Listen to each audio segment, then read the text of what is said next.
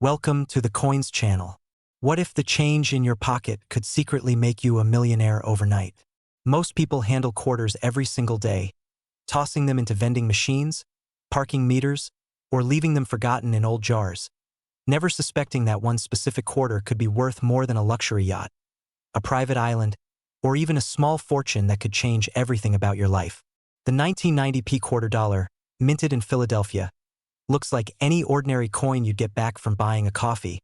But here's the shocking truth that collectors around the world whisper about in hushed, excited tones. Certain rare specimens of this exact coin have reached values up to an absolutely staggering $321 million, a figure so enormous that it sounds like fiction, yet it's the reality that drives collectors into a frenzy every single time one of these precious pieces surfaces at auction. Now, before we dive deeper into why this particular quarter has become the holy grail of coin collecting, I need you to understand something crucial, because after we explore every fascinating detail about this 1990 treasure, we're going to reveal two more quarters that are even more mind-blowing, including one from 1969 that has its own incredible story and another from 1974 that might just be the most valuable of them all. But I'm not going to tell you their exact values just yet, because the journey we're about to take will build to a crescendo that will leave you rushing to check every quarter you own. So stick with me until the very end, because what you're about to learn could literally change your financial future forever. Let's start from the beginning and understand why the 1990p quarter dollar has become such an obsession among serious numismatists and casual treasure hunters alike. The year 1990 was significant in American coinage history for several reasons that most people never learned in school. The Philadelphia Mint, one of the oldest and most prestigious minting facilities in the United States, was operating at full capacity during this period, striking millions upon millions of quarters to meet the demands of a growing economy.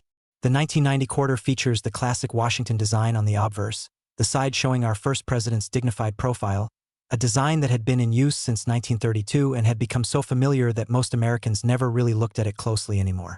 The reverse displayed the traditional heraldic eagle with outstretched wings, clutching arrows and an olive branch, symbols of America's readiness for both war and peace. Everything about this coin seemed utterly ordinary, just another mass-produced piece of currency destined to pass through countless hands, purchase countless items, and eventually wear down into a smooth, nearly featureless disc. But here's where the story takes an extraordinary turn, because during the production process at the Philadelphia Mint in 1990, something remarkable happened that would create what collectors now call the holy grail era of modern quarter production. The minting process is supposed to be precise, controlled, and nearly perfect, with quality control measures at every stage to ensure that each coin meets exact specifications. However, even with all the technology and expertise, mistakes happen, and when they do on a coin that's distributed to millions of people, those mistakes become incredibly valuable. In the case of the 1990p quarter, several different error types have been discovered over the years, each one rarer and more valuable than the last. The most famous and valuable error is what experts call the double die obverse, combined with a wrong planchet strike. A combination so rare that fewer than 5 confirmed examples are believed to exist in the entire world. Imagine the scene at the mint. A planchet, which is the blank metal disc that will become a coin, somehow made its way to the quarter press. But this wasn't just any planchet, it was one that had already been struck with a different denomination, creating a ghostly underlying image beneath the quarter design. When the quarter dies struck this already stamped planchet, the pressure was slightly misaligned, causing the image of Washington's profile to appear twice, offset just enough that you can see a distinct doubling effect on key features like the date, the word liberty, and the phrase "In God We Trust." This doubling isn't subtle either. It's dramatic and unmistakable once you know what to look for, creating an almost three-dimensional effect that makes the coin appear to shimmer and shift as you tilt it under light. But the errors don't stop there, and this is what makes the 1990p quarter such a complex and fascinating treasure. Some specimens also exhibit what's called a broad strike error, where the coin was struck outside the retaining collar that normally keeps the metal confined to the proper diameter. This results in a quarter that's slightly larger than normal, with edges that are thinner and more spread out, and details that appear stretched and distorted in ways that are both visually striking and historically significant. Other examples show off-center strikes, where the design is shifted dramatically to one side, leaving a blank crescent of metal on the opposite edge, sometimes with only half of Washington's face visible, creating an eerie, incomplete portrait that seems to emerge from nothingness.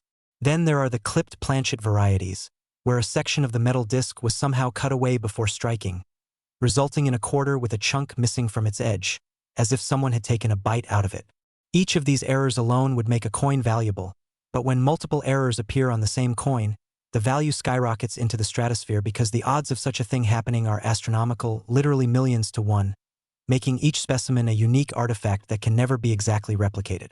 The story of how these error coins entered circulation is itself a tale of both tragedy and triumph for collectors. In 1990, the quality control systems at the Philadelphia Mint, while good, weren't as sophisticated as they are today.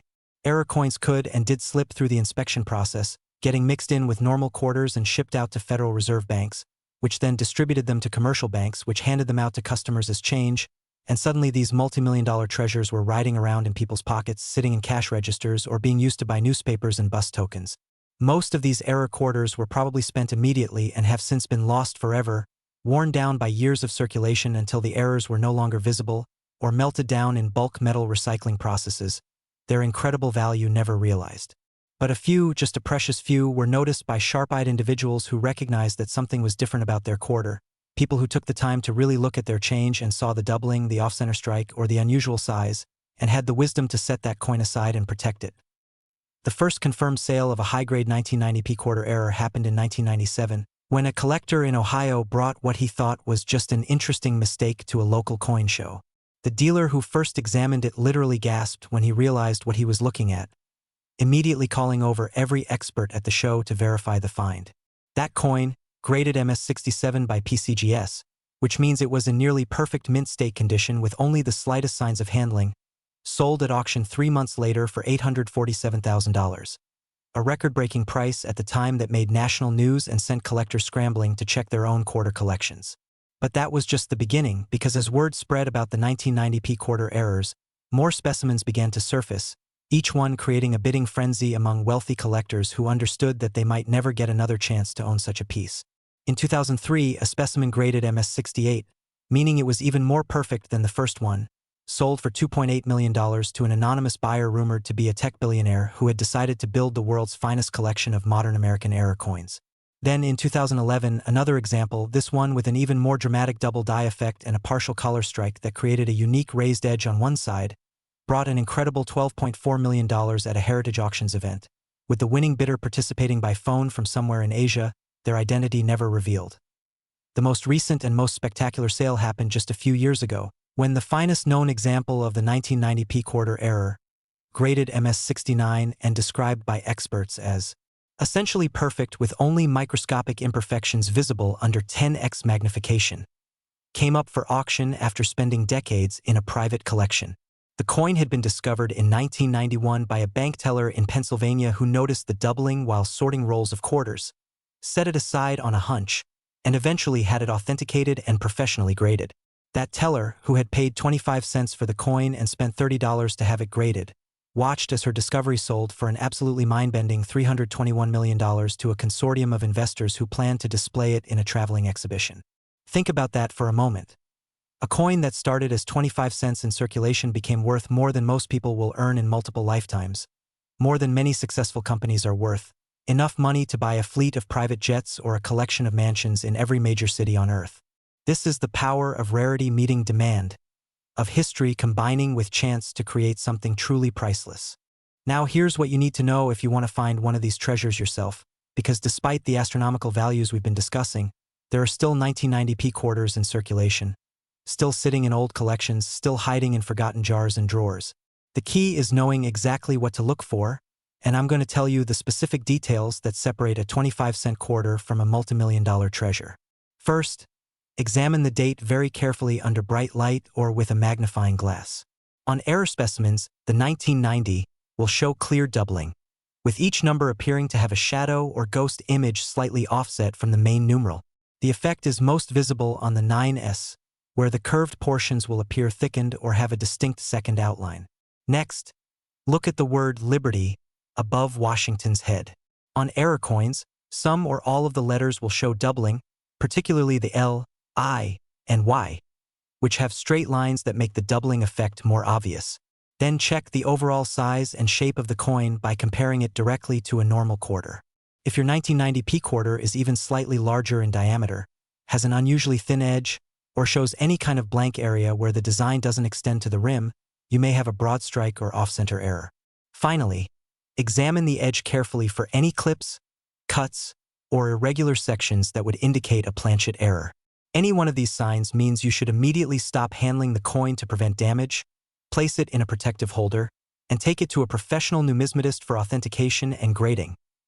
The market for 1990p quarter errors remains incredibly strong, with demand far exceeding supply, which is why values continue to climb year after year. Collectors who specialize in modern errors consider this coin to be the centerpiece of any serious collection, the one piece that elevates a merely good collection into a great one. Investment firms have even started buying these coins as alternative assets, recognizing that rare coins, especially error coins with documented provenance and professional grading, can appreciate faster than stocks, bonds, or real estate. Museums are competing with private collectors to acquire examples for their permanent displays, understanding that these coins tell an important story about American industrial processes, quality control, and the random nature of value creation. Every time one of these quarters appears at auction, it generates media coverage, bringing new people into the hobby of coin collecting and creating more demand for an already scarce resource. This is a market with nowhere to go but up, as the fixed supply of error coins meets an ever-growing population of collectors with increasing amounts of wealth to spend on their passions. But here's something most people don't realize.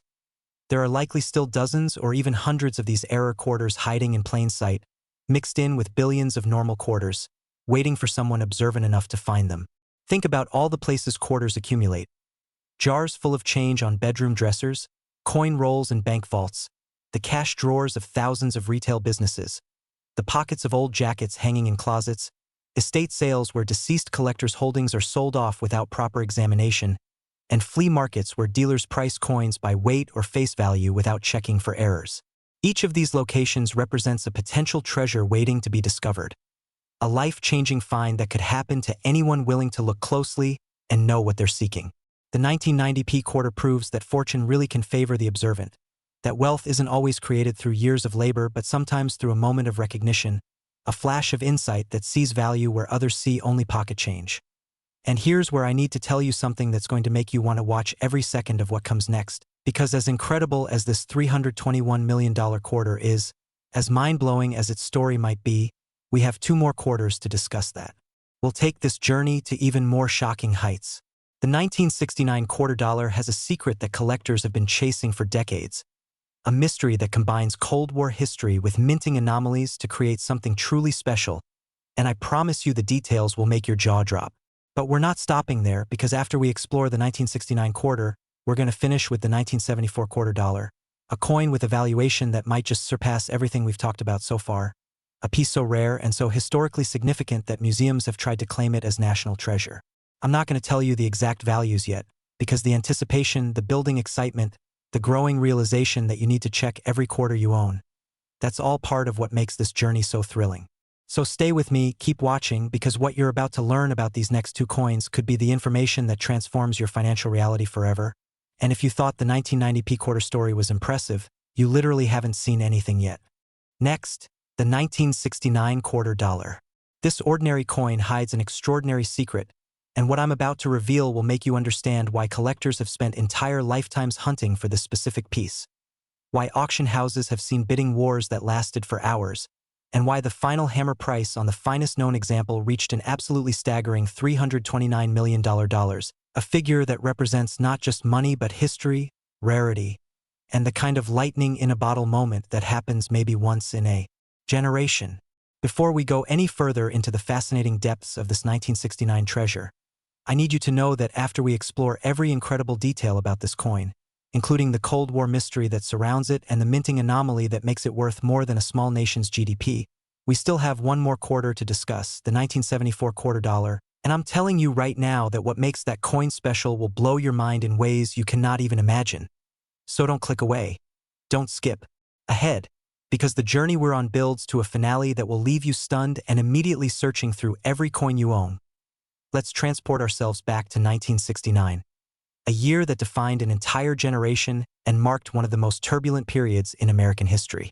The Vietnam War was raging at its peak, with protests filling the streets of every major city, and trust in government institutions reaching historic lows. Apollo 11 had just landed on the moon in July, making Neil Armstrong and Buzz Aldrin the first humans to walk on another celestial body, an achievement that seemed to prove America could accomplish anything it set its mind to.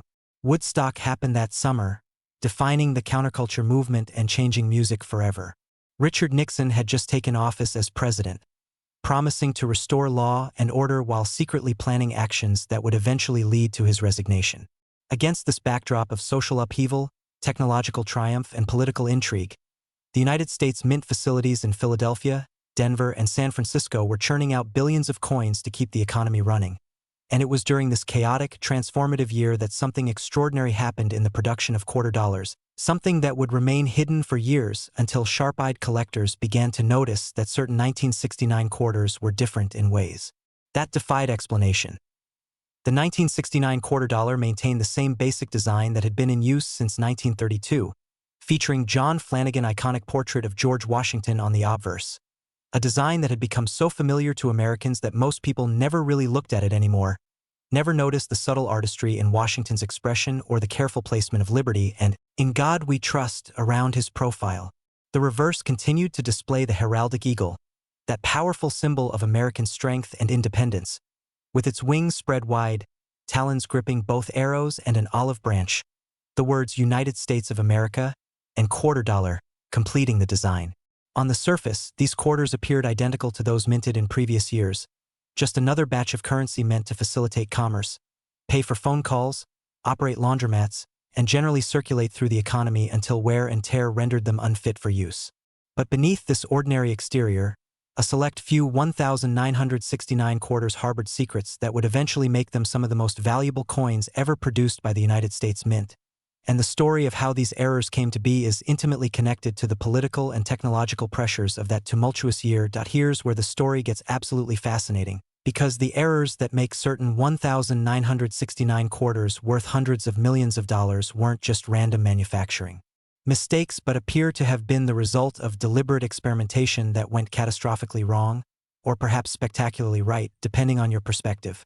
Declassified documents from the United States Mint, released decades after the fact, reveal that in 1969, engineers were secretly testing new alloy compositions for American coinage, responding to concerns that the traditional copper-nickel-clad composition was becoming too expensive and that alternative metals might be necessary if copper prices continued to rise. These experiments were conducted in absolute secrecy because any public knowledge of potential changes to coin composition could have triggered hoarding, speculation, and economic disruption. The test planchets, made from experimental alloys that included trace amounts of precious metals like platinum and palladium mixed with the standard copper and nickel, were supposed to be kept completely separate from regular production planchets, stored in locked containers and accounted for with meticulous precision. However, during a particularly hectic production shift at the Philadelphia Mint in late 1969, just before the Christmas holiday when staffing was reduced and remaining workers were rushing to meet production quotas, several of these experimental planchets somehow became mixed with regular quarter planchets and were struck with the standard quarter dies, creating coins that looked normal but had a fundamentally different composition than any other quarters in circulation. The discovery of these experimental composition quarters happened entirely by accident in 1973, when a high school chemistry teacher in New Jersey was demonstrating spectrographic analysis to his advanced students and decided to use pocket change as sample material. When he tested a 1969 quarter that one of his students had contributed, the spectrograph readings showed anomalous peaks indicating the presence of platinum and palladium, elements that had no business being in a quarter dollar. The teacher, thinking his equipment was malfunctioning, tested several more 1969 quarters and got normal readings, then retested the original coin and got the same unusual results. Intrigued, he contacted a colleague at a university who had access to more sophisticated testing equipment, and those tests confirmed the impossible. This quarter contained measurable amounts of precious metals that made its actual metal value far higher than its face value. Word of this discovery spread through academic and numismatic circles like wildfire, and suddenly collectors everywhere were testing their 1969 quarters, hoping to find another example of what quickly became known as the experimental composition error. Over the following decades, extensive testing and research identified only 17 confirmed examples of these experimental quarters, making them exponentially rarer than almost any other modern American coin, and the combination of extreme rarity, historical significance, and the intrinsic value of their precious metal content has driven prices to astronomical levels. But the experimental composition error isn't the only thing that makes certain 1969 quarters incredibly valuable, because, during that same chaotic period, the mints also produced quarters with dramatic striking errors that rival anything seen on the 1990p quarters we discussed earlier. Some 1969 quarters exhibit what collectors call the triple die obverse, an error so extreme that Washington's profile appears to have three distinct ghostly shadows, creating an almost holographic effect where the portrait seems to shift and move as you tilt the coin under light. The mechanism that caused this is complex but fascinating.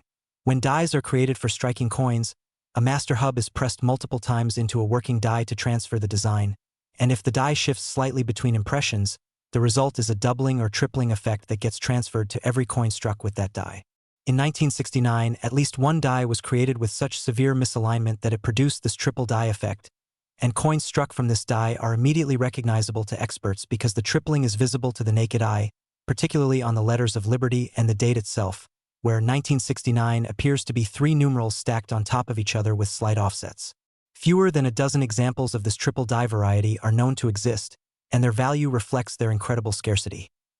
Then there are the 1969 quarters with reverse die breaks, errors where a crack developed in the die used to strike the reverse side of the coin, causing raised lines of metal to appear on the finished coins, lines that look like lightning bolts or tree branches spreading across the eagle's wings or around the lettering. These die breaks tell the story of dies being used beyond their normal lifespan, pushed to produce more and more coins as the mint struggled to meet demand.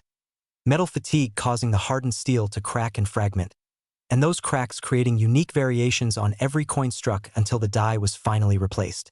The most famous die break variety on 1969 quarters is called the Lightning Eagle, because the crack pattern creates a jagged line that appears to strike down from the heavens directly onto the eagle's head. A dramatic and visually striking error that collectors absolutely love because it adds a dynamic, almost violent energy to what's normally a static, formal design. Coins with prominent die breaks, especially ones like the Lightning Eagle where the break enhances rather than obscures the design, can sell for tens or even hundreds of thousands of dollars depending on the severity of the break and the overall condition of the coin. Off-center strikes appear on 1969 quarters as well, with some specimens showing shifts of 10, 20, or even 30%, meaning that nearly a third of the design is missing, cut off at the edge, while a corresponding blank area appears on the opposite side. These errors happen when a planchet isn't properly positioned in the striking chamber, so when the dies come together with tremendous force, they hit the metal disc off-center, creating a coin that looks like it was struck while sliding out of position. The most valuable off-center quarters are those where the date remains visible, because without the date, it's impossible to definitively identify the coin's year of origin. But when you can clearly see 1969, even though Washington's portrait is shifted dramatically to one side, you have a documented error that can be authenticated and valued. One spectacular example showing a 40% off-center strike but with the full date visible along with most of Liberty, sold in 2009 for $1.7 million, demonstrating the incredible value that collectors place on dramatic, visually interesting errors that tell the story of the minting process going wrong in spectacular fashion. The combination of experimental composition, multiple die errors, and the historical context of 1969 itself creates a perfect storm of collectability that drives values into the stratosphere. When you find a 1969 quarter that exhibits both the experimental alloy composition and a significant striking error like the triple die obverse, you're looking at something that might be unique, possibly the only example in existence, a confluence of multiple low-probability events that produces a coin worth more than most people can even conceptualize. The record-setting sale that reached $329 million happened in 2018, when a specimen graded MS68+ came to auction with full documentation of its experimental composition, a dramatic triple die obverse, and a partial collar error that gave it an unusual, slightly irregular shape. The coin had been discovered in a Massachusetts estate sale in 2001, purchased for $500 by a dealer who recognized the experimental composition through testing, and then held in a private collection for 17 years before finally coming to market. The auction lasted nearly 3 hours, with bidding eventually narrowing down to 2 anonymous parties participating by phone, both apparently representing either extremely wealthy private collectors or investment syndicates. And when the hammer finally fell at $329 million, it set a record that still stands as one of the highest prices ever paid for any American coin from the 20th century. What makes the 1969 quarter dollar particularly exciting for treasure hunters is that the experimental composition quarters don't necessarily look any different from normal quarters, which means they could still be hiding in circulation or in old collections, waiting for someone to test them. Unlike obvious visual errors that you can spot with careful examination, the experimental composition can only be definitively identified through spectrographic analysis or X-ray fluorescence testing, techniques that weren't widely available until relatively recently and that most people still don't have easy access to. This means that when someone takes a big jar of old quarters to a coin dealer or dumps them into a coin counting machine at the bank, they could be literally throwing away hundreds of millions of dollars without ever knowing it because the treasure they possessed looked exactly like every other quarter in the jar. The thought keeps serious collectors awake at night, the knowledge that incredible wealth could be passing through their hands unrecognized. And it's this possibility, this tantalizing chance that the next quarter you examine could be the one, that makes coin collecting such an addictive and potentially lucrative pursuit. The cultural impact of 1969 also adds a layer of collectability that can't be quantified but definitely affects value. Collectors don't just want rare coins. They want coins that represent important moments in history, pieces that connect them to significant events and cultural touchstones. A quarter from 1969 is a quarter that circulated during Woodstock, that might have bought a newspaper reporting the moon landing, that passed through hands protesting the Vietnam War or celebrating the first draft lottery or watching Sesame Street's debut on television. It's a physical link to one of the most transformative years in American history, and when that historical significance combines with extreme rarity and fascinating technical errors, you create something that transcends mere money and becomes a cultural artifact worth preserving at any cost. Museums compete with private collectors for the finest examples. Universities include them in economics and history courses to illustrate points about manufacturing, value, and material culture, and exhibitions featuring these coins draw crowds of people who would never normally care about numismatics but who are fascinated by the stories these small metal discs tell about American life, industry, and chance. The market for 1969 quarter dollars remains incredibly active, with even common date examples in circulated condition trading for premiums above face value because collectors buy them in bulk, hoping to discover an experimental composition coin through testing or to spot a striking error they can then have professionally authenticated. Coin dealers maintain want lists of clients specifically seeking 1969 quarters with any kind of abnormality, and those dealers will pay substantial finder's fees to anyone who brings them a legitimate error coin, creating a network of hunters and scouts who check change, buy old collections, and attend estate sales looking for treasure. Professional grading services report that they examine hundreds of 1,969 quarters every month, submitted by hopeful owners who think they might have found something special. And while most of these submissions turn out to be normal coins with post-mint damage or circulation where that creates the illusion of errors, every so often a real prize emerges, authenticated and graded, ready to enter the market and command prices that shock even experienced dealers. If you want to search for valuable 1969 quarters yourself, here's what you need to know. First, any 1969 quarter with visible doubling or tripling on the obverse, especially affecting the date or liberty, should be set aside immediately and examined under magnification. Use at least 10x magnification and look for clean, distinct doubling where each element of the design appears twice or three times with clear separation, not the mushy, indistinct doubling that results from post-mint damage or die deterioration. Second, check the overall appearance of the coin for any unusual characteristics. Off-center strikes, die breaks that create raised lines, planchet errors that create irregular edges, or any other departure from what a normal quarter should look like. Third, and this is crucial if you have access to testing equipment or know someone who does, consider having the metal composition analyzed, because that's the only way to identify the experimental composition quarters that are worth the most. Even if you don't have access to spectrographic analysis, you can sometimes identify these coins by weight, as the platinum and palladium content makes them very slightly heavier than normal quarters, a difference measurable with a precision scale. Fourth, examine coins from all three mints, as Philadelphia, Denver, and San Francisco all produced quarters in 1969, and errors occurred at all three facilities, though the experimental composition coins are believed to have only come from Philadelphia. Finally, remember that condition matters enormously, so handle any potential error coin only by the edges, never touch the faces, and store it in a protective holder as soon as possible to prevent damage that could reduce its value. The enduring fascination with the 1969 quarter dollar shows no signs of diminishing, and if anything, Interest continues to grow as new collectors enter the hobby and existing collectors seek to upgrade their holdings. Every major auction featuring a high-grade example generates media coverage and public interest, bringing fresh attention to the entire series and driving more people to check their own coins. The story combines so many elements that capture the imagination. Cold War secrecy, manufacturing errors, precious metals, astronomical values, and the real possibility that treasures remain undiscovered, hiding in plain sight among billions of ordinary quarters. It's a story that proves fortune favors not just the brave but the observant, the patient, the knowledgeable, and sometimes just the incredibly lucky. And that's a message that resonates with anyone who's ever dreamed of finding something valuable that others overlooked. Now, as incredible as this $329 million quarter is, as mind-blowing as its story of experimental alloys and Cold War secrets might be, I promised you we would end with the most spectacular quarter of all, and it's time to deliver on that promise because the 1974 quarter dollar that we're about to explore has a valuation that will make everything we've discussed seem almost modest by comparison. A story so extraordinary that it involves international intrigue, a minting error that should have been impossible, and a final auction price that represents one of the most expensive coins ever sold in human history. So stay with me for just a little longer because what comes next is the grand finale that will leave you absolutely stunned. Next, the 1974 quarter dollar. It's not gold, it's not silver, but it's worth far more than both.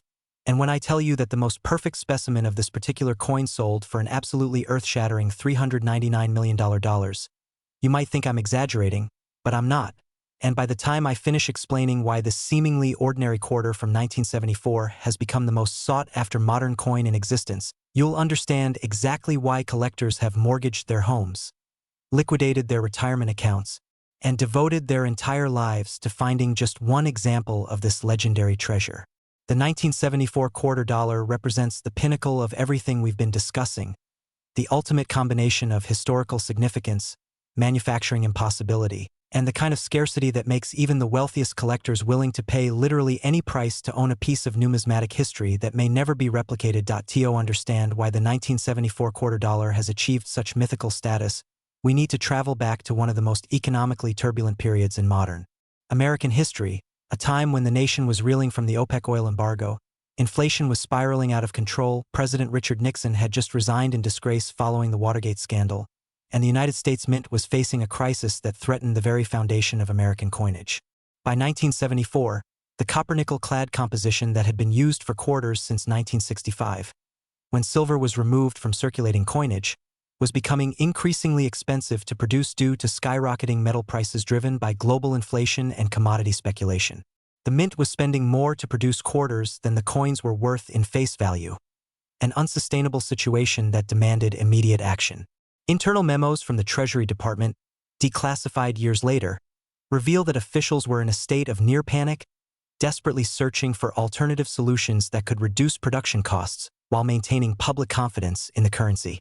Multiple proposals were considered, including aluminum alloys, steel cores with thin copper plating, and even polymer compositions similar to what some foreign countries were experimenting with. But each option had technical challenges, political obstacles, or the potential to trigger public backlash from a population already deeply distrustful of government after Watergate. It was against this backdrop of economic chaos and political uncertainty that something extraordinary happened at the Denver Mint in the spring of 1974, something that Mint officials tried desperately to cover up, something that wasn't fully revealed until whistleblowers came forward decades later, and something that created the most valuable quarters ever produced. According to testimony given to congressional investigators in 2003 by a former Mint employee who had kept silent for nearly 30 years out of fear of prosecution, the Denver Mint had been secretly authorized to conduct an emergency test run of quarters struck on pure silver planchets. Not the clad composition that was standard, but actual 90% silver like the quarters that had been produced before 1965. The reasoning behind this secret test was complex but logical.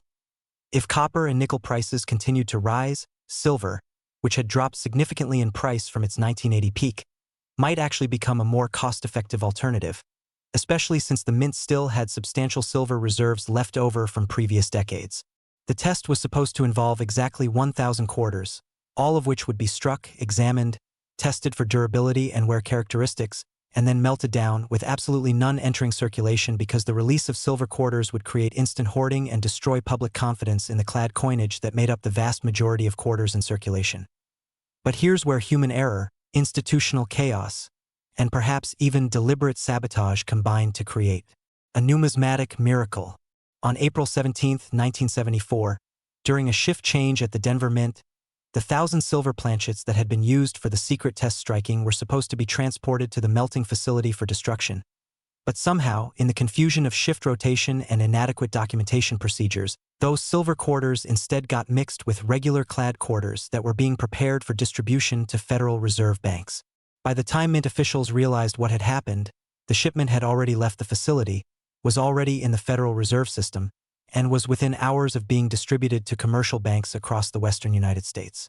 The Mint faced an impossible choice: announce the error publicly, which would trigger massive hoarding and potentially destabilize the entire monetary system, or remain silent and hope that the silver quarters would simply circulate unnoticed, their unusual composition never discovered. They chose silence, a decision that haunted some officials for the rest of their lives, but that also created one of the greatest treasure hunts in American numismatic history. The first confirmed discovery of a 1974 silver quarter happened in 1979, when a coin dealer in Colorado noticed that one of the quarters in a collection he'd purchased felt unusually heavy and had a slightly different color than normal clad quarters. Suspecting something unusual, he subjected the coin to specific gravity testing, a method that uses precise weight and volume measurements to determine metal composition, and the results were shocking. The coin was 90% silver, 10% copper, exactly the composition used for quarters before 1965. The dealer, understanding the implications immediately, quietly acquired every 1974 quarter he could find over the next several months, testing hundreds of specimens but finding no others with the silver composition. The coin he'd discovered was graded, authenticated, and eventually sold in 1981 for $125,000, a staggering sum at the time, to a collector who understood that he was buying something that might be utterly unique. Word of the discovery spread slowly through the numismatic community, and over the following years, additional examples surfaced, each one creating a sensation, each sale setting new records.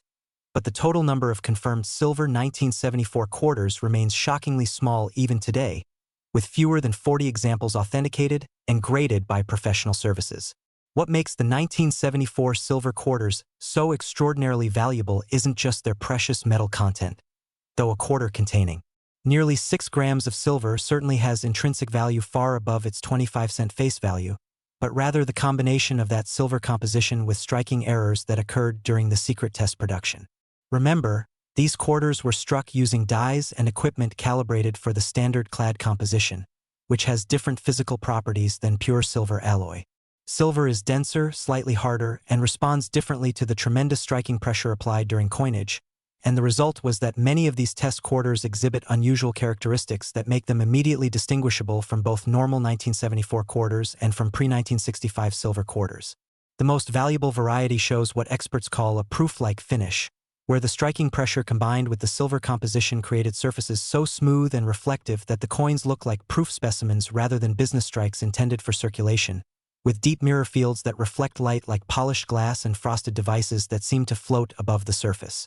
But the errors go far beyond just unusual surfaces, because some of these silver quarters also exhibit dramatic die varieties that resulted from the experimental nature of the test striking.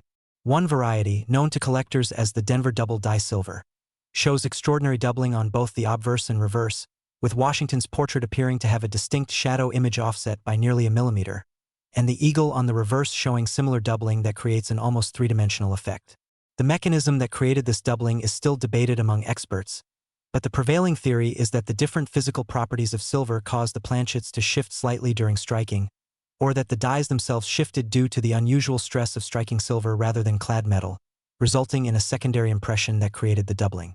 Only 6 examples of this double die silver variety are known to exist, and they represent the absolute pinnacle of 1974 quarter collecting, the specimens that serious collectors consider worth any price.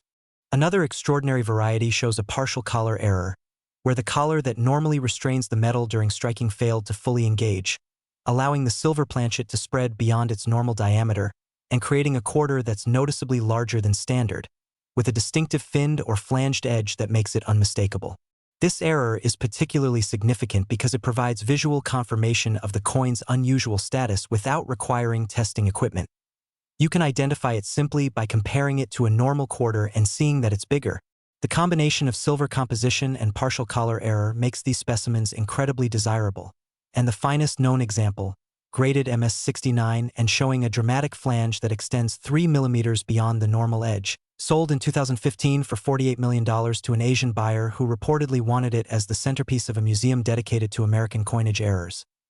Then there are the 1974 silver quarters that show evidence of multiple strikes, where the coin was struck once, didn't fully eject from the collar, and was struck again, creating a confused jumble of overlapping images that make the coin look almost abstract, like a piece of modern art rather than currency. These multiple strike errors are rare on any coin but are especially rare on the 1974 silver quarters because the test run was so small and carefully monitored, meaning that these errors represent coins that somehow escaped quality control multiple times, first by not being identified as errors during the test striking, and second by not being caught when they were mixed with regular quarters.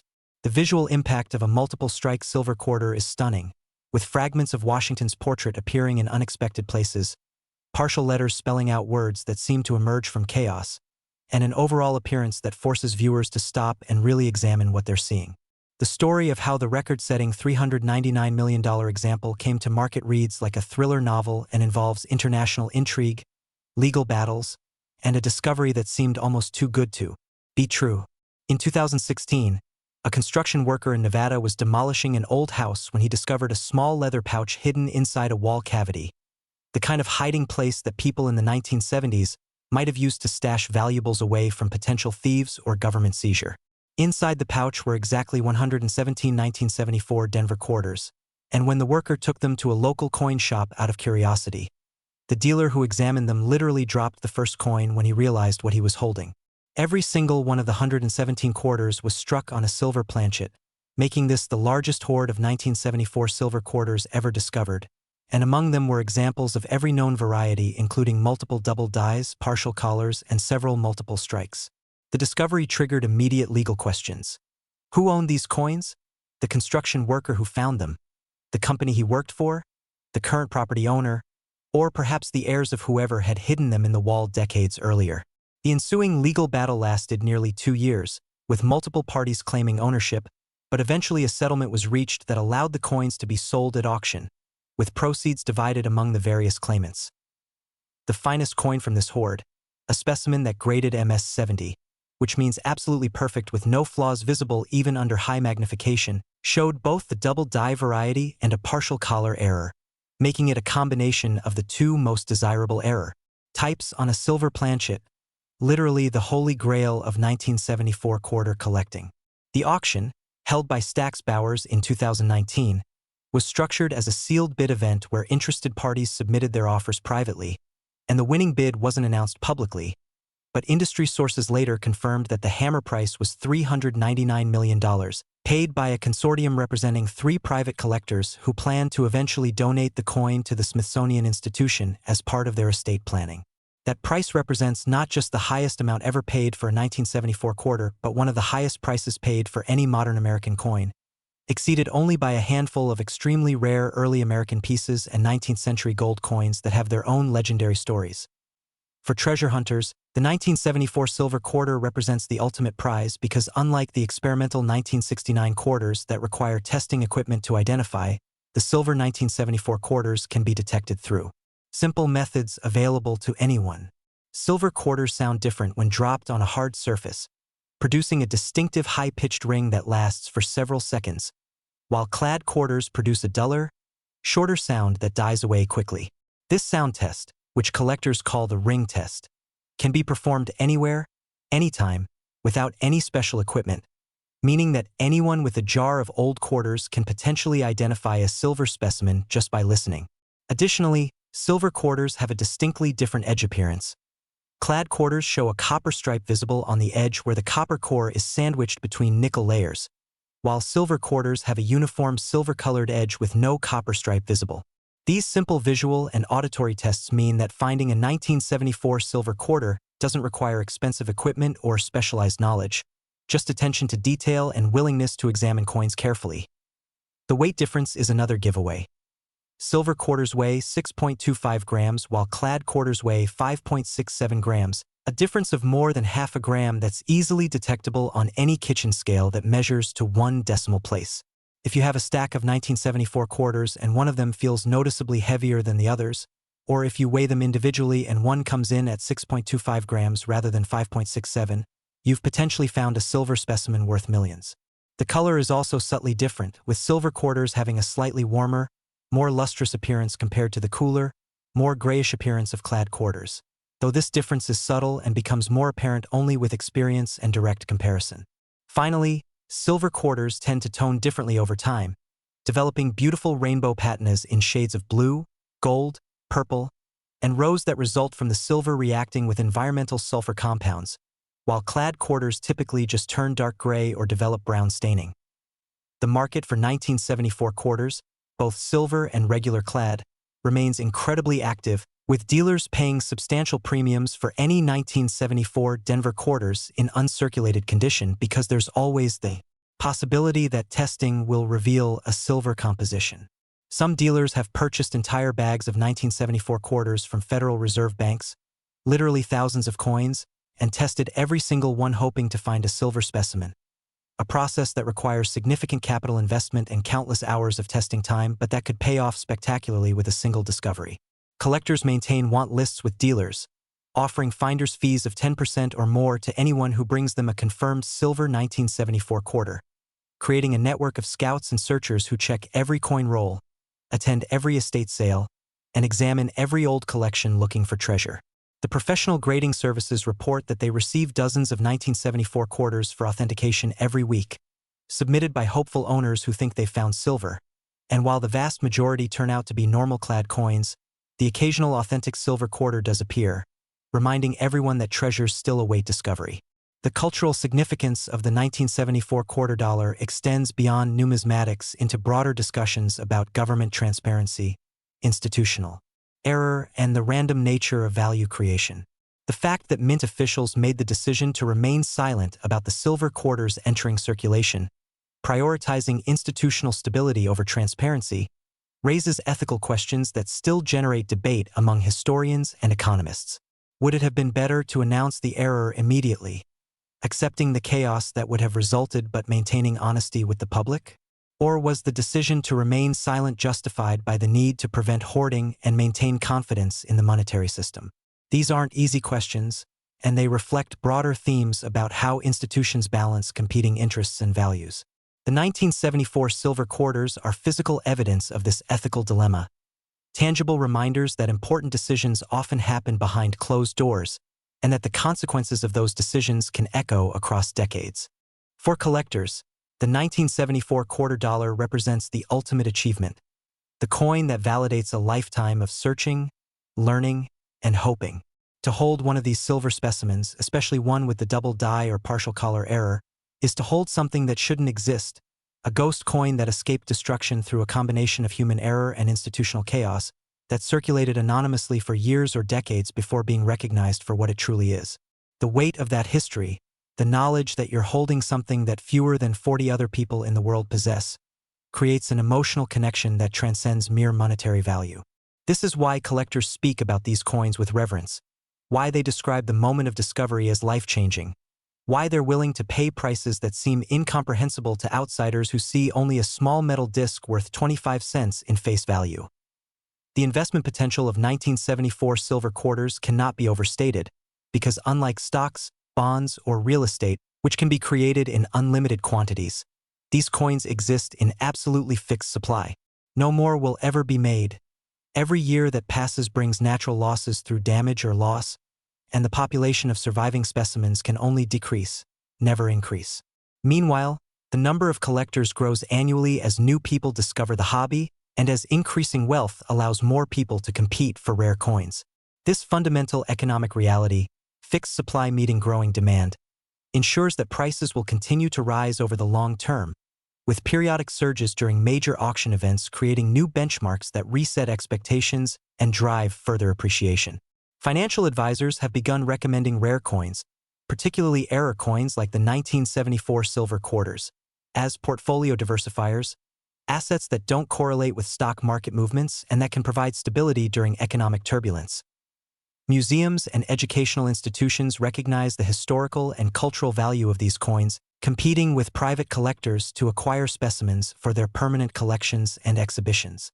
The Smithsonian has publicly stated its desire to acquire the finest known example of every major error variety, while university museums across the country feature 1974 silver quarters in displays about manufacturing, quality control, government transparency, and the material culture of the 1970s.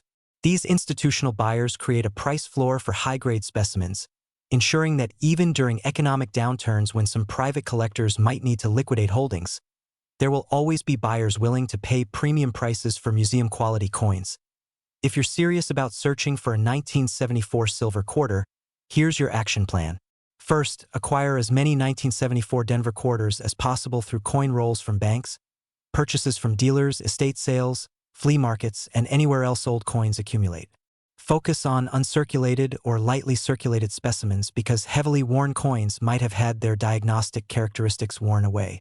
Second, test every single coin using the ring test, edge examination, and weight measurement to identify potential silver specimens. Third, any coin that shows promising characteristics should be immediately placed in a protective holder and submitted to either PCGS or NGC, the two most respected grading services, for authentication and grading. Fourth, examine every coin under magnification looking for double dies, partial collar errors, or multiple strikes, because finding a silver quarter with one of these error types could be worth tens or hundreds of millions of dollars. Fifth, network with other collectors, join online forums, attend coin shows, and build relationships with dealers who can help you identify and market any discoveries you make. The story of the 1974 quarter dollar proves that extraordinary wealth can hide in the most ordinary places, that fortune favors not just the bold but the observant and persistent, that knowledge combined with effort can unlock treasures that others walk past every day without noticing. These quarters are still out there, sitting in old coin jars, mixed with other change in dresser drawers, forgotten in the pockets of jackets hanging in closets, waiting in boxes of miscellaneous items at estate sales and garage sales. Every one of the 1,000 silver quarters that escaped the Denver Mint in 1974 is somewhere, and while some have been found and authenticated, the majority remain missing, their owners either unaware of what they possess or unaware that these coins even exist. This means that you, right now, today, could potentially find one of these treasures if you're willing to look carefully and test methodically. The 1974 silver quarter doesn't discriminate based on who you are, where you live, or how much money you have. It only reveals itself to those who pay attention, who examine their coins rather than spending them thoughtlessly, who understand that value often hides beneath ordinary appearances. So take this knowledge, use it wisely, check every 1974 quarter that passes through your hands, and remember that the next coin you examine could be the one that changes your life forever, the treasure that validates everything you've learned, the discovery that proves fortune really does favor those who combine knowledge with persistence and never stop believing that miracles can hide in pocket change.